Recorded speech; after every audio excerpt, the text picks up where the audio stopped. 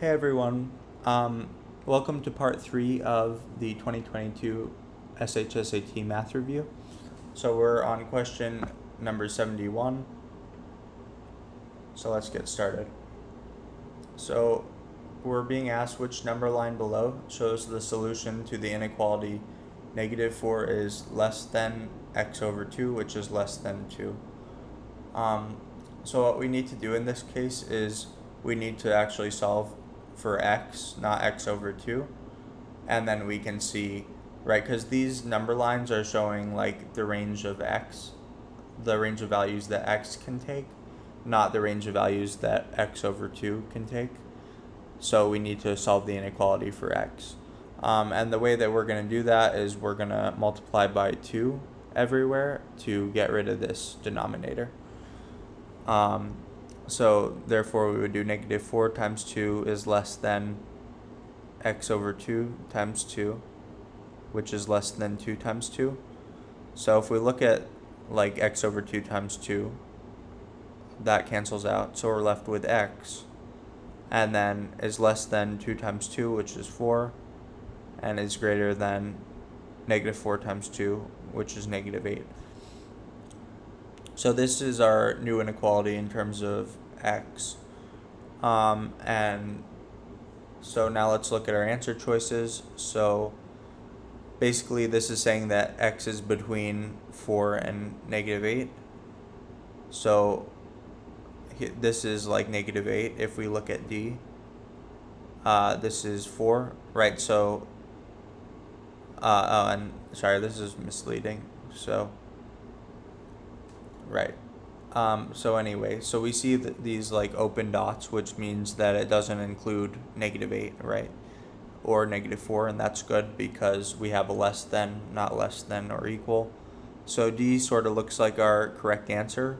The problem with C is that if x is between -8 and 4, then it wouldn't be like these. It would be like in between here. So yeah, that's why it's D. Okay, so 72. So the sum of the numbers x, y, and z is 50. So x plus y plus z is 50. The ratio of x to y is 1 to 4. So x to y is 1 to 4. And the ratio of y to z is 4 to 5. What is the value of y? Okay, so if we're basically being asked to solve for y here. So what we're going to want to do is we're going to want to express x in terms of y and z in terms of y. So let's look at our first equation. So what I'm going to want to do here is cross multiply. So I would get 4x is equal to y. Now I want x in terms of y. So I'm going to need to take this and divide by 4. So I would get x is equal to y over 4. Right, so now I have x in terms of y. Now let's do the same for the second equation. So I'm cross multiplying and I get 5y is equal to 4z. Now I want z in terms of y. So I'm going to divide both sides by 4. And I would get z is equal to 5 over 4y. Okay. So now let me clear up some space. Okay, so basically now I have x in terms of y and z in terms of y.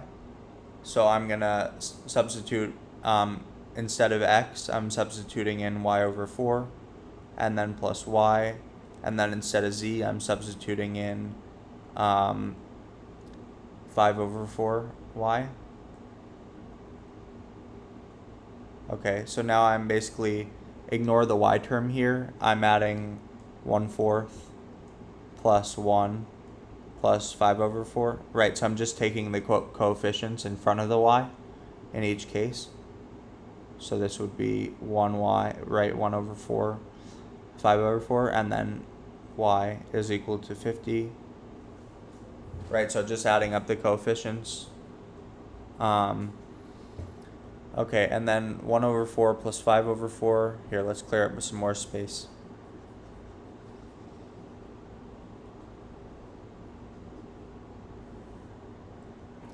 Right, so this is just adding like terms. So 1 over 4 plus 5 over 4 is going to be 6 over 4. And this is the same as 4 over 4 plus 6 over 4, which is 10 over 4, which is 5 over 2. So we would have 5 over 2y is equal to 50. And then we wanted to solve for y, so we divide both sides by 5 over 2. And therefore y, right, this cancels out with this. And so y is going to be 50 times 2 over 5. And so y is going to be 20.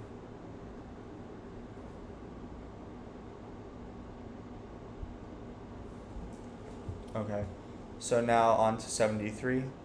So a box of colored pencils contains exactly 6 red pencils. The probability of choosing a red pencil from the box is 2 over 7. So we want to know how many of the pencils in the box are not red. Okay, so basically here what we're going to be doing is, let's say that there are like n pencils in the box. So we know that the probability of choosing a red pencil from the box is 2 over 7.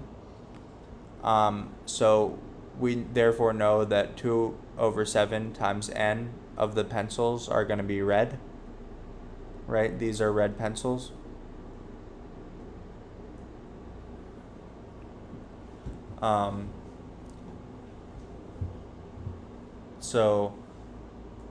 And we know that the number of red pencils is 6, right? We're told that in the question.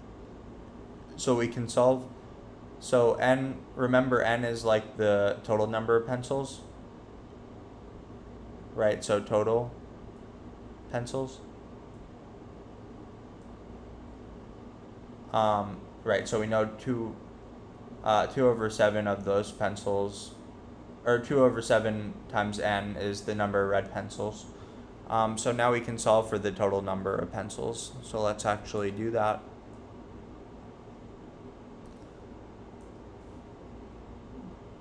Or actually we don't even need to do that, because we want to know how many of the pencils in the box are not red.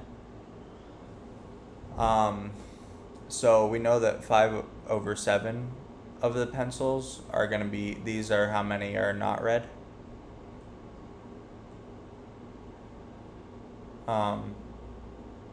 Actually, you know what? I think this is the wrong approach, or it's too complicated. We can just use a proportion here. So we know, right, so we know the probability of choosing a red pencil is going to be 2 over 7. And we know that that corresponds to having 6 red pencils.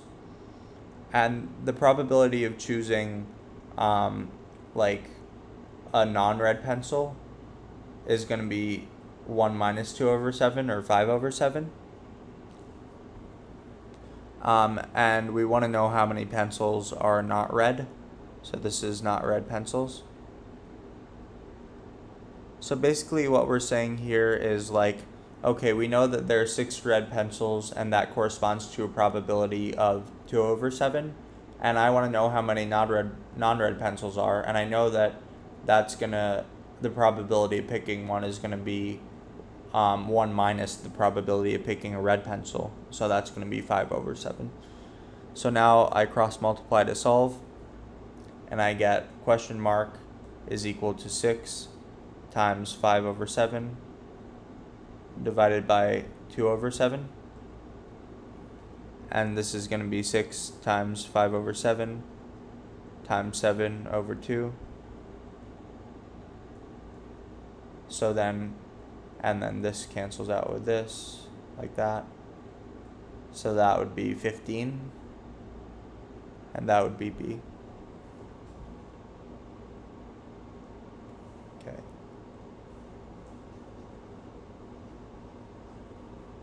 So now we're going to go on to question 74. So we're told that $1 is 7 lorgs and $1 is 0.5 dalt. So Kevin has 140 lorgs and 16 dalts. If he exchanges the lorgs and dalts for dollars according to the rates above, how many dollars will he receive? Okay, so basically what we want to do is we know he has 140 lorgs, and we want to know how many dollars that is. And we know that he has 16 dalts, and we also want to know how many dollars that is. So let's do sort of our first conversion first. So we know 140 lorgs is equal to some amount of dollars. And then we're told that $1 is 7 lorgs. So 7 lorgs to $1. So now we can solve for our question mark. So that would be this question mark. So our question mark, we're cross multiplying, so it would be 140 times 1 over 7, which is going to be 20 lorgs, right? So this is, $20. So this is $20. Okay, and now let's solve for our other one. So we want to know, we have 16 dalts, and we want to know how many dollars that is. So 16 dalts is equal to some amount of dollars, and we know that according to our conversions, $1 is 0.5 dalt.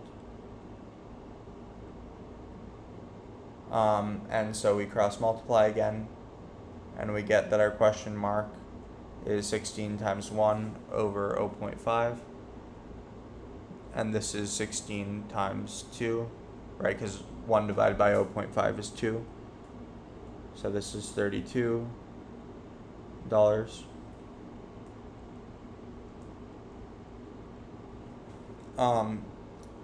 Okay, so we want to know how many dollars he will receive if he has both 140 lorgs and 16 dalts. So basically we have to add up our 20 and our 32, right? So we converted both the lorgs and the dalts to dollars, and now we have to add them up. So that's going to be $52, which would be F.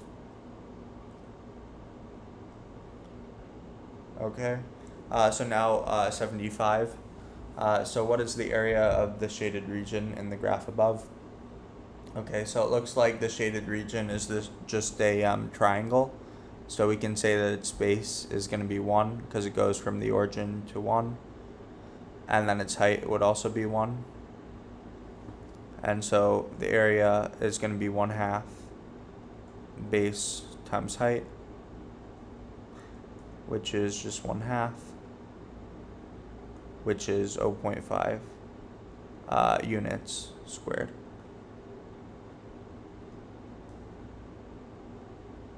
Right, another way to see this, I guess, is that if you look at this like square, this has area 1, and then this shaded region is sort of just like half of it, half of this square, so it has area 0.5. Okay. In Centerville, 45% of the population is female, and 60% of the population commutes to work daily.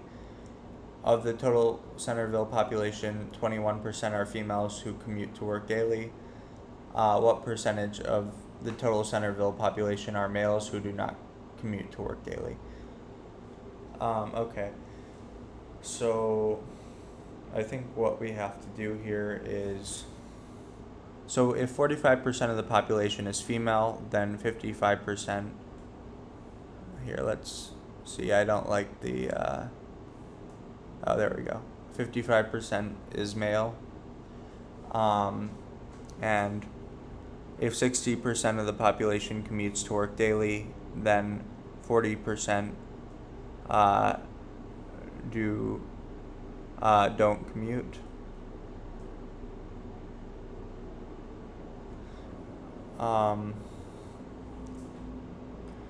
Okay.